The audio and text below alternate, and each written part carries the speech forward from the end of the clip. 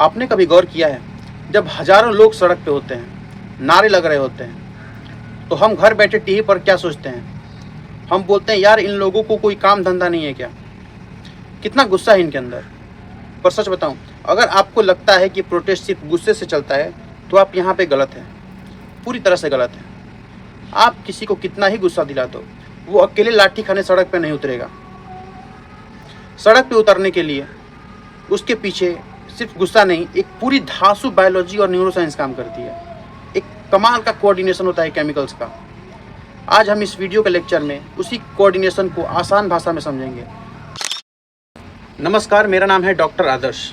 पहले एक सिंपल सा सवाल है। आप अकेले रात को किसी सुनसान सड़क से जा रहे हो, आपके पीछे 4-5 लोग आने लगे, क्या आप वहाँ पे डरोगे? डरना जाहिर सी बात है, डर सबको लगता है, ये कोई घबराने वाली बात नहीं है। पर सोचिए आपके साथ आपके पहचान के 40-50 लोग हों और आपके पीछे से 4-5 लोग चले जाएं, तो क्या आपको फ़र्क पड़ेगा? आपको घंटा फ़र्क नहीं पड़ेगा। आपको होगा कि हाँ ठीक है, जा रहे हैं, जाने दो। ऐसा क्यों होता है? क्योंकि हमारा दिमाग आज का नहीं है। ये इंसान जंगलों से आया है। जंगलों में एक ही रूल था, जो अकेले रहा वो मारा गया, जो कबीले के साथ रहा वो बच गया। जब भी आप किसी आंदोलन में जाते हैं और आपके आसपास हजारों लोग वही नारे लगा रहे होते हैं जो कि आप लगाना चाहते हैं, आपका दिमाग तुरंत सिग्नल देता है, भाई तू अकेले नहीं है, तेरा पूरा कबीला है तेरे साथ। और जैसे ही ये सिग्नल मिलता है, दिमाग डर वाले बटन को स्विच ऑफ कर लेता है। जो बंदा अकेले में पुलिस को देखकर रास्ता बदल लेता था, वो भीड़ में खड़ा होकर पूरे सिस्टम के सामने छाती तान देता है। ये कोई पागलपन नहीं है, ये हमारी बॉडी का सर्वाइवल मोड है। और दिमाग के अंदर क्या चल रहा होता है पता है? केमिकल्स का कॉकटेल बना होता है। जब आप किसी भीड़ में जाते हो जहाँ सबका मकसद एक है, तो ब्रेन रिलीज करता है ऑक्सीटोसिन। ये वो केमिकल है जो अपनापन महसूस कराता है। आपको लगता है कि मेरा अपने लोग हैं ये सारे। तभी तो आपने देखा भी होगा कि आंदोलन में अनजान लोग एक दूसरे को पानी पिला रहे होते हैं, खाना खिला रहे होते हैं, एक दूसरे की जान बचा रहे होते हैं। ये कोई एक्टिंग नहीं है, ये उनका दिमाग उनसे करवा रहा होता है। इसके साथ एड्रेनलिन और डोपामिन है ना, ये अलग ही नशा देता है। एक साइकोलॉजिकल टर्म है। जब पूरी भीड़ एक ही रिदम में नारे लगा रही होती है, तो लोग भूल जाते हैं कि उनका खुद का पहचान क्या है, उनका नाम क्या है, उनका वजूद क्या है, वो कहाँ से आते हैं। खुद की पहचान खत्म कर लेते हैं। वो पूरी भीड़ एक सिंगल ऑर्गेनिज्म की तरह रिएक्ट करती है। इसी केमिकल हाई की वजह से ये लोग बिना खाए पिए धूप में, ठंड में, दिन रात वहाँ डटे रहते हैं। उन्हें थकावट ही महसूस नहीं होती। लेकिन अब आते हैं सबसे बड़े सवाल पे, क्या सिर्फ दिमागी केमिकल से आंदोलन को जीता जा सकता है? बिल्कुल नहीं। यहाँ आती है प्योर मैथमेटिक्स। हार्वर्ड की एक रिसर्च है, एरिका जेनोथ की। उन्होंने पिछले 100 सालों के सारे बड़े आंदोलनों को डाटा निकाला।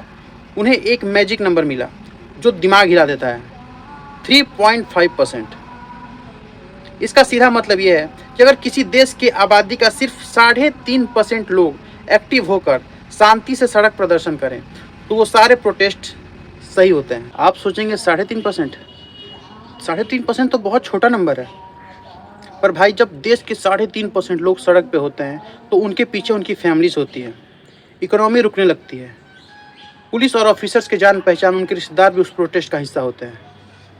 हिस्ट्री गवाह रही है, आज तक ऐसा कोई भी प्रोटेस्ट नहीं गया हो कि अगर 3.5% लोग आ जाएं और वो फेल हो जाए। और इस डेटा से एक और कड़वा सच निकल के सामने आता है, अहिंसा यानी शांति की ताकत। डेटा कहता है जो आंदोलन शांति से होते हैं, उनके जीतने के चांसेस वायलेंट आंदोलन से कंपैरिजन 2 गुने हो जाते हैं। सिंपल सा लॉजिक है। अगर आंदोलन में आग लग रही है, पत्थर चल रहे हैं, तो क्या आप अपने घर के बुजुर्गों या बच्चों को वहाँ भेजोगे? कभी नहीं। वायलेंट प्रोटेस्ट में सिर्फ अग्रेसिव लोग रह जाते हैं, भीड़ छोटी हो जाती है।